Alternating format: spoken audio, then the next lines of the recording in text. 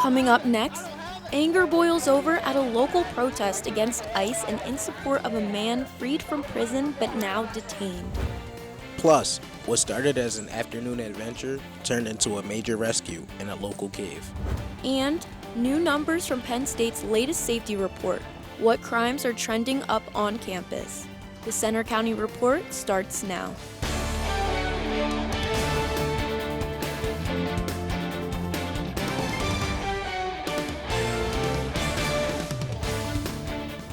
Good afternoon, I'm Jaden Hope. And I'm Ava Brown. Thanks for joining us for the Center County Report.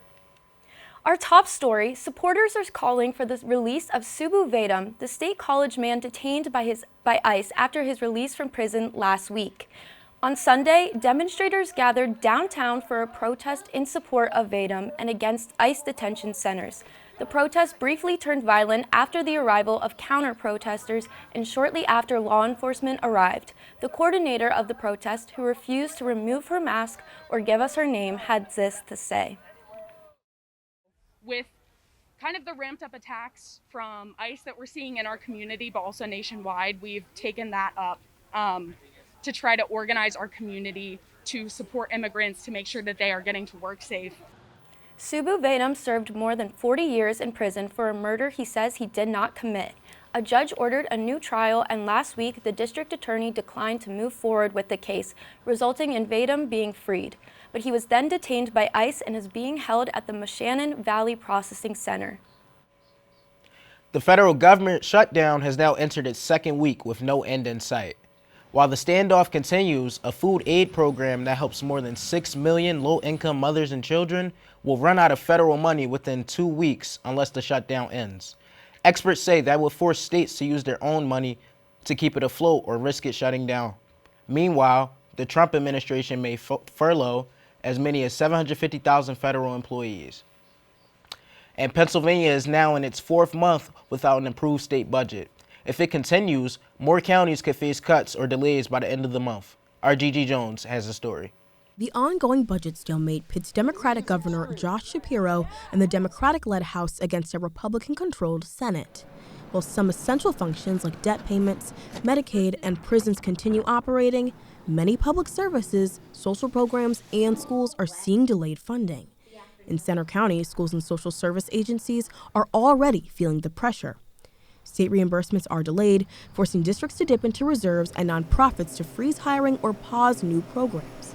Some services could face cutbacks by the end of the month. The sooner the state budget can be finished, the better off our communities will be to prevent more of the mounting wave of impacts that's coming all across the state. Across Pennsylvania, the impact grows each day, from delayed education funding to mental health programs struggling to stay open. Experts say the longer the impasse lasts, the higher the cost for taxpayers when counties are forced to borrow money to stay afloat. For now, residents across the state are waiting for lawmakers to reach an agreement before temporary fixes turn into long-term consequences. In State College, I'm Gigi Jones for the Center County Report. State employees are typically expected to report to work during the budget standoff and will be paid.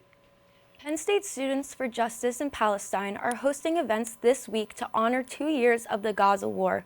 The Hub Lawn Display honors the lives lost over the years to what the organization described as war crimes and violence against Palestinians.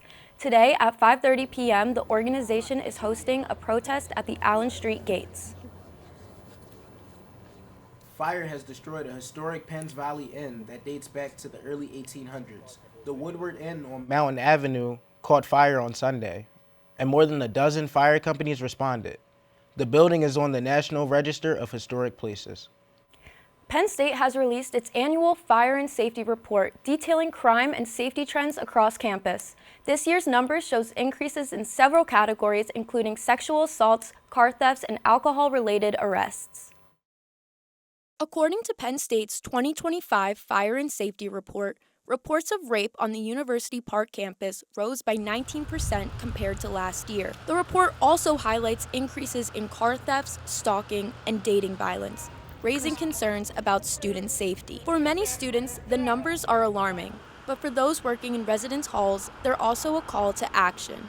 Look, I understand the concerns that are rising with this, increase in issues regarding all of these problems. But I would also state that, we are doing everything that we can to prevent these misconducts. We are doing everything that we can to report it. And experts reinforce that point. They say rising sexual assault stats don't necessarily mean more incidents are happening. They say it could be a sign that more victims are comfortable coming forward. So what I like to do is really encourage folks to reach out and ask for help, get some information, and then that way you can make an informed decision about what next steps may look like for you. Center Safe partners with Penn State to provide confidential support, counseling, and education to students affected by sexual or dating violence. Try really, really hard, again, to be that safety net to catch folks when they fall from that tightrope of trauma. Penn State continues to expand safety initiatives from the Safe Walk program to expanded blue light emergency phone coverage. Back in the residence halls, RAs say those conversations about safety and awareness are becoming more open. I would encourage people to speak up because no problem could be solved if it's not shared. The full report is available on Penn State's website. Among the crime categories that dropped year to year, disorderly conduct and drug arrests.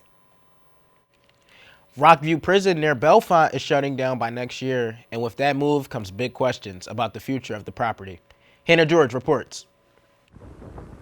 The land spans forests, farmland, and buildings that have been state-owned for decades. Now, some lawmakers and the community want answers on what comes next. The prior 5 land deals just at Rockview had no public scrutiny whatsoever, which was very disappointing to all of the, I believe, citizens of Pennsylvania, but definitely the citizens of Center County.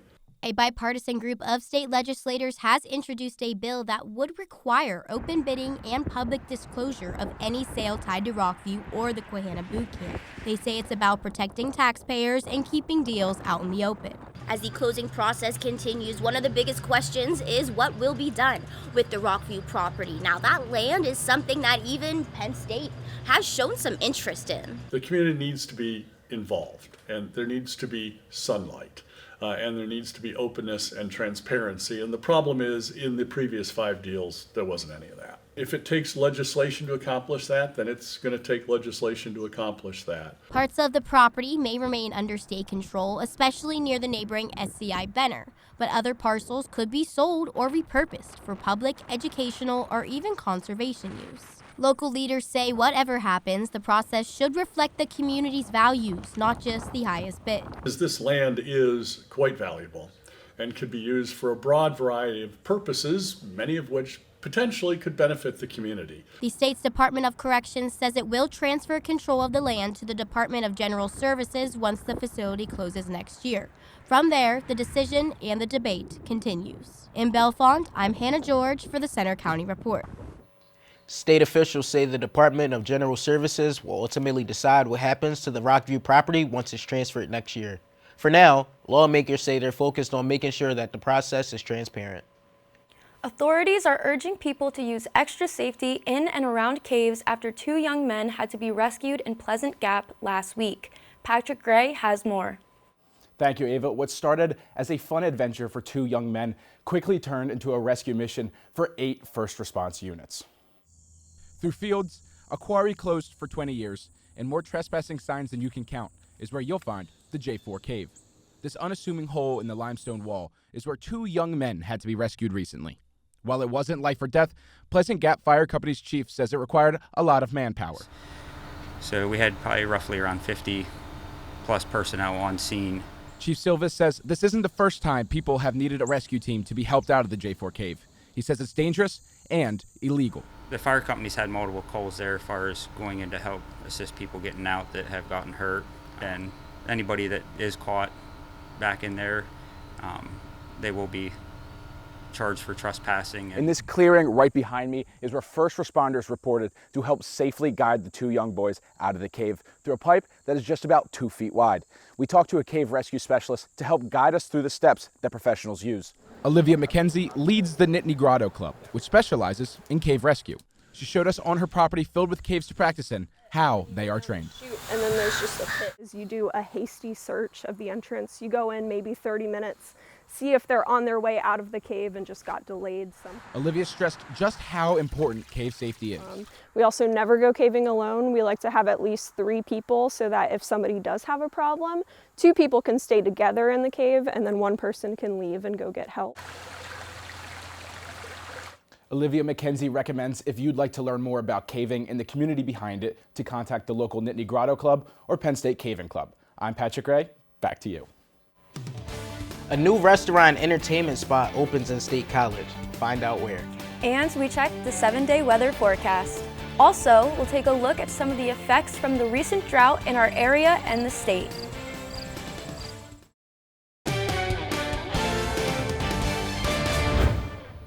A new restaurant and entertainment hub has opened in State College.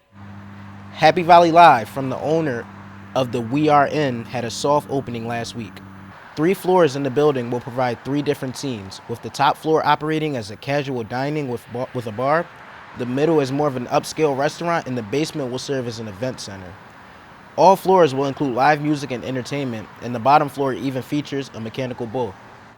The holiday season is fast approaching, but Central PA's drought could impact everything from Halloween to Christmas. Reporter Catherine Schreiner is live with the story. Catherine?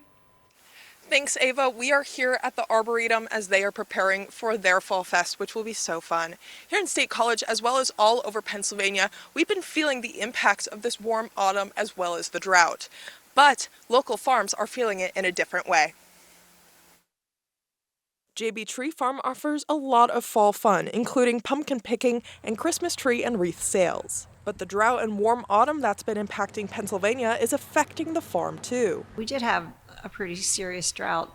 We got 1 or 2 different rains, I think, in the last 2 weeks, which were a blessing. Evelyn Bookhammer grew up at JB, watching her parents run the business and later taking over. She's seen it through every kind of weather. Some years we've had to carry water from our home to here in a big tank, but it didn't get that bad this year. This fall, Pennsylvania is going through a very warm and dry spell, which can impact pumpkins. Warmer temperatures can cause them to rot faster. The shelf life for these festive gourds is shorter, but dry temperatures have been helpful in cutting down on rot in the field. All these pumpkins behind me are likely to rot faster with this hot weather, but that's not the only effect that will happen here at JB Tree Farm. All of these Christmas trees will be feeling effects as well. Heat stress, stunted growth, needle loss, and browning are all possible with the harsh weather.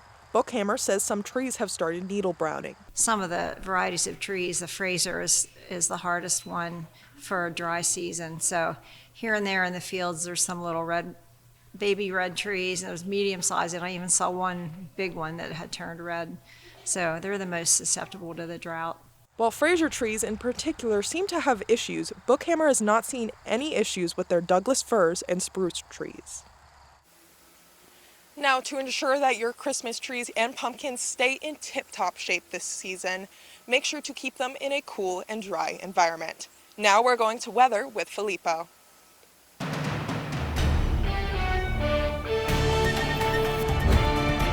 And we finished out September with a little bit over 3 inches of precipitation, but that's still about an inch below average here in State College.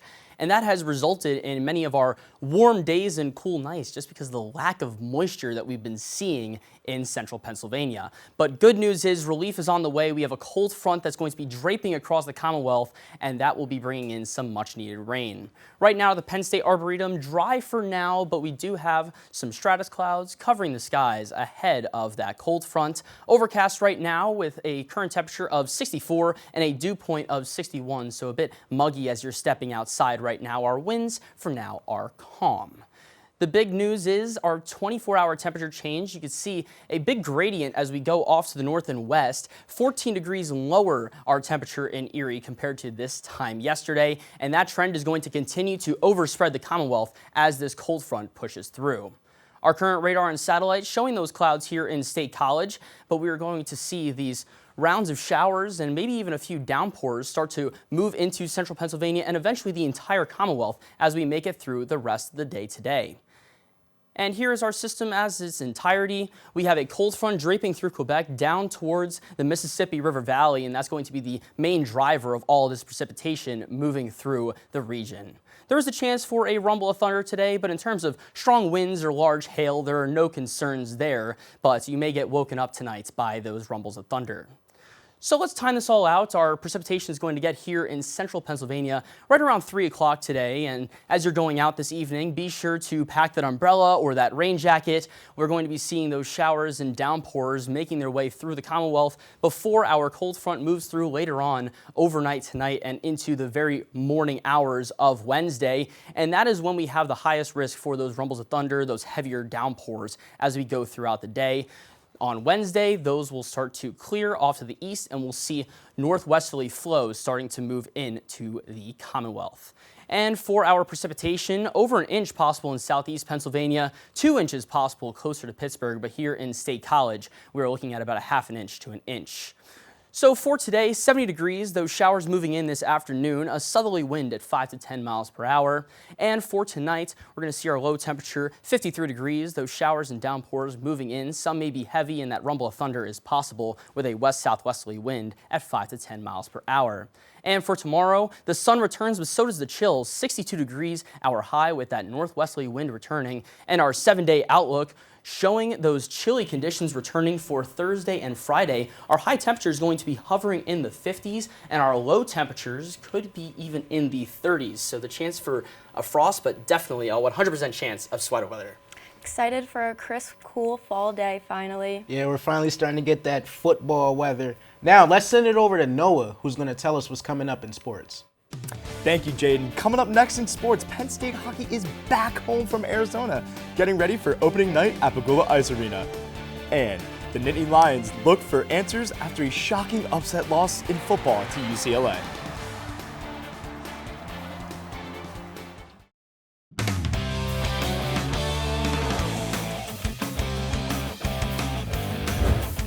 I'm Noah Flender with sports. It's homecoming week at Penn State. One of the highlights is Saturday's stripe-out football game against Northwestern.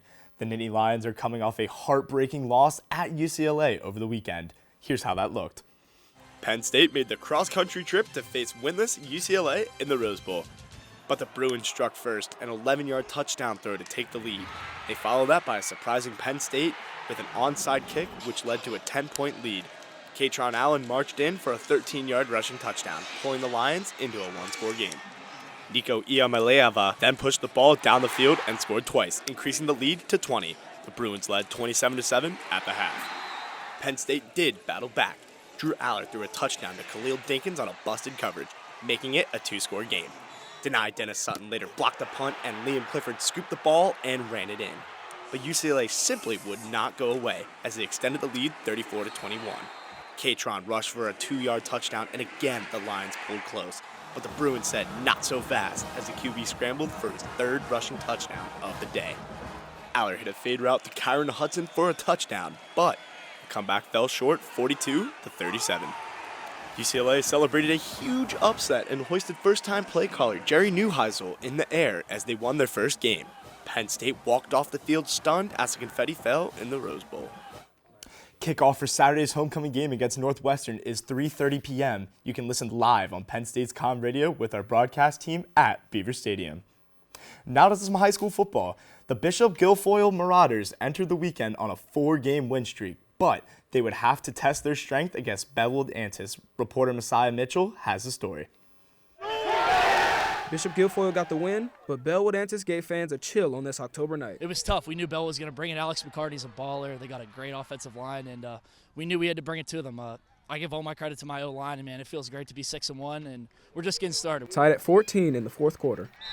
When the game got close and Bishop Guilfoyle needed a momentum shifter, they called upon who they trust most, quarterback Jake Kissel. I made that mistake early in the second half, and I wanted the ball. I wanted to close it out for my guys, and they stepped up for me. They held the O-line, or they held up front, and I was able to run hard, run tough, and score the touchdown. He's been doing it all year. He's been getting, I don't even know how many carries a game, 15, 20, I couldn't even tell you. But he gets a lot of carries, and he's used to it and he's a stud. Bishop Guilfoyle was down their starting quarterback Justin Wheeler this week due to a shoulder injury, along with Torian Consiglio, who is out for the season. My son, who's dealing with a little bit of injuries, usually our starting quarterback, so he played a little bit and got in, so hopefully he's back. But yeah, our days are fun. My other nephew played for us as well, so it's a family affair. A tough and gritty win for the defending 1A champs, and possibly another trophy for the collection.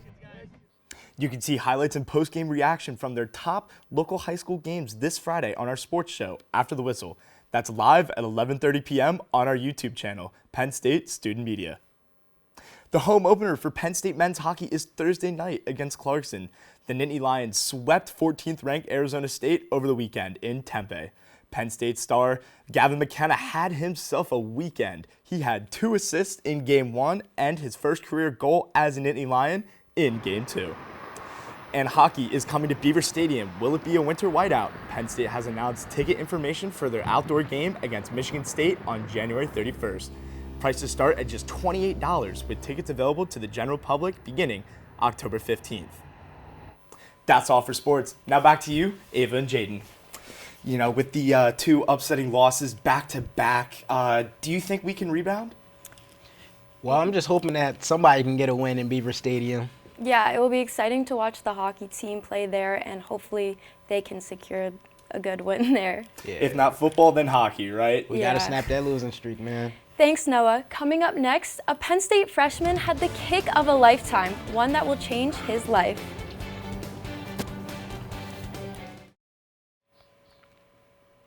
ESPN's College Game Day was in State College for only a couple of days for the whiteout, but the show left 2 Penn State students with a bundle of cash. Carson Albright was subbed in for Pat McAfee's popular 33-yard field goal attempt, and his kick was a no-doubter. The $300,000 prize was split between Albright and Will Shang Simpson, the selected student. But for Carson, the kick meant more than just the money. Grew up being a Penn State fan, just loving football, just everything. Had a couple Christmas cards that were taking pictures right behind me at Old Main. So it was a crazy experience to do it in the place that felt like home. What a kick. That's all for today's newscast. We'll hope you'll join us Friday for our next local news update. Have a good afternoon.